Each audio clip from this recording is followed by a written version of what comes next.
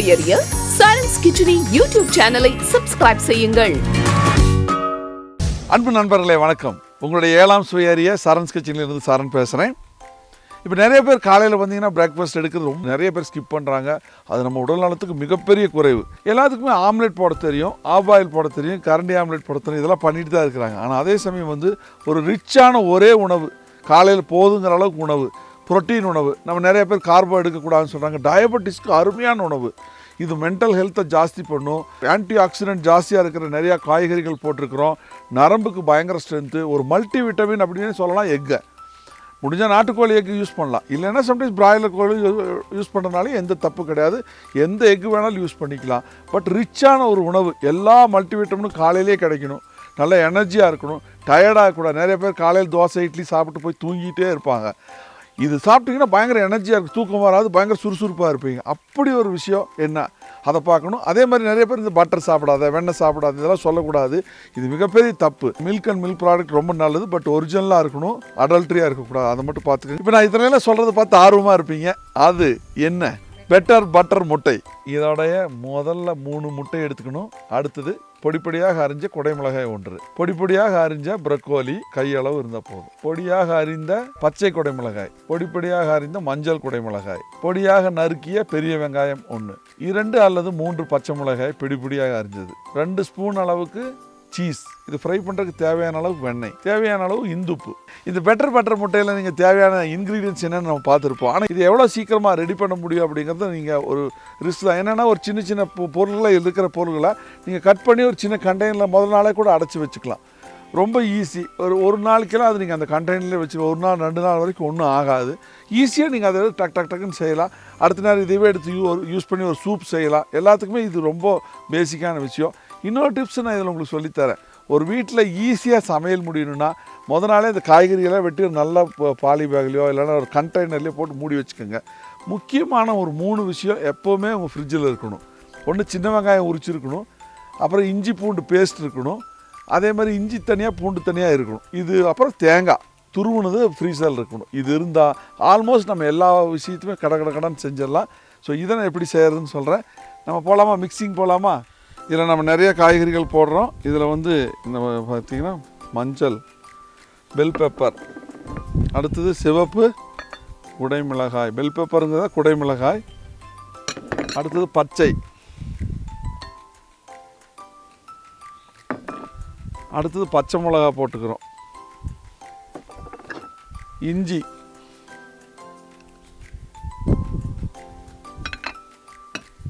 Broccoli, வெங்காயம் கொஞ்சம் போடுறோம், சீஸ், உப்பு தேவையான அளவு,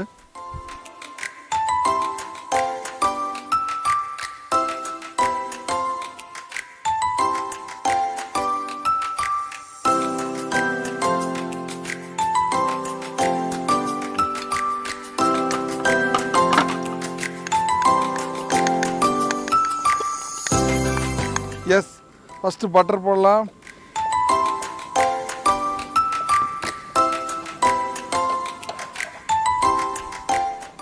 அந்த காலத்துலலாம் பட்டர் நிறைய யூஸ் பண்ணுவாங்க. இப்போ மக்கள் என்னமோ பட்டர் யூஸ் பண்ணுறது என்னமோ பெரிய தப்பாக நினைக்கிறாங்க. அப்படிலாம் கிடையாது.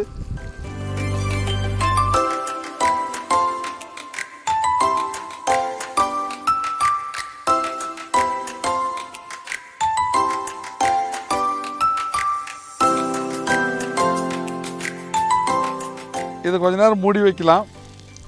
இதில் எல்லாமே நல்லா ரிச்சான இன்க்ரீடியன்ட்ஸ் பார்த்தீங்கன்னா ரொம்ப நல்லாயிருக்கும்.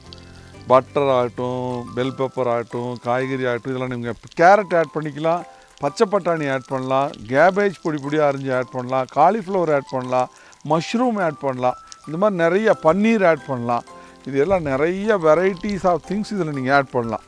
எவ்வளோ ஸ்டஃப் பண்ணுறீங்களோ அவ்வளோ நல்லாயிருக்கும். நோ கார்ப் டயட் எடுத்துக்கிட்டிங்கன்னா எப்போவுமே லிவர்லேருந்து நம்ம ப்ரோட்டீன்லேருந்து கொலஸ்ட்ரால்லேருந்து நம்ம பாடி ரியாக்ட் பண்ணும். அப்போ எனர்ஜி லெவல் நல்லா பூஸ்ட் ஆகும். அது தெரிஞ்சுக்கோங்க. பொதுவாக இது ஒரு வெயிட் ரிடக்ஷனுக்கு நல்ல ஒரு உணவு. ஸோ வெந்துருச்சு, நல்லா பஃபியாக வந்திருக்குது. இதில் பட்டர் நிறையா கம்மியாக ஊற்றணுங்கிற கான்செப்டில் கிடையாது.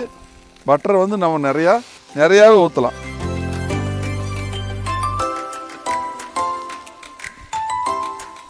இது சைட் டிஷ்ஷெல்லாம் தேவையே இல்லை. இப்போ 2 முட்டை தான் போட்டிருக்கிறோம்.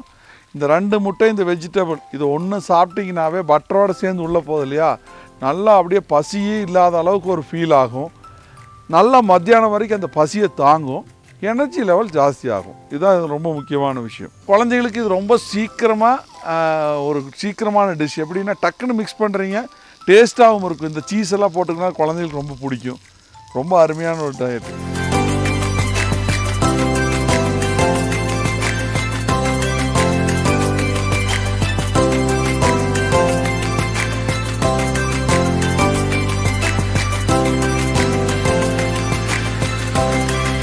சூப்பர்.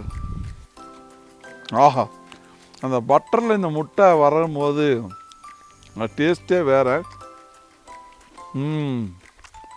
இந்த வெஜிடபிளாக கொஞ்சம் ஆஃப் பாயில் மாதிரி இருக்கும். ஒரு சாலடு சேர்த்து சாப்பிட்ற மாதிரி ஒரு ஃபீல். சீஸ் இருக்கிறதுனால ஒரு எக்ஸ்ட்ரா ஃபீல் வருது. ரொம்ப நல்லா இருக்குது. உண்மையாகவே குட் இன்க்ரீடியன்ட்ஸ் இருக்கிற ஒரு பட்டர் முட்டை உண்மையாகவே பெஸ்ட் உணவு. 7ஆம் சுவை அறிய சரண்ஸ் கிச்சனி. நீங்கள் எந்த டவுட் இருந்தாலும் தாராளமாக கமெண்ட் பண்ணுங்கள். நன்றி.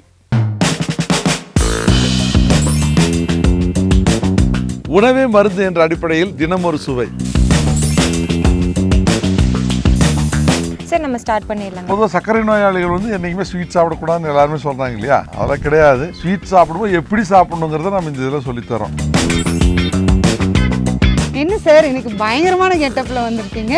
வாரியர் டயட்னு சொல்கிறதுல அதனால் வாரியர் மாதிரி வரணும் இல்லை. பிரியாணிக்கு என்ன பொறுத்தளவுக்கு அருமையான விஷயம் ஜீரக சம்பா தான். ஒரு அருமையான உணவு இது. இது பக்கா சுக்கா சுவரொட்டி. மிக எளிமையான சமையல் முறை. உங்கள் வீட்டில் இருந்த சமையலறை தான் மிகப்பெரிய மருந்தகம். உங்களுடைய அம்மா தான் மிகச்சிறந்த டாக்டர். ஒமேகா 3 இருக்குது. இதில் calcium, iron, potassium, vitamin D3 ஜாஸ்தி ஆகும். இது ரொம்ப எக்ஸலண்ட்டான விஷயம். என்னோட ஒரு ஒன் ஆஃப் த சிக்னேச்சர் டிஷ்னு சொல்லலாம். இது 7ஆம் சுவை தேடி சரண்ஸ் கிச்சனி.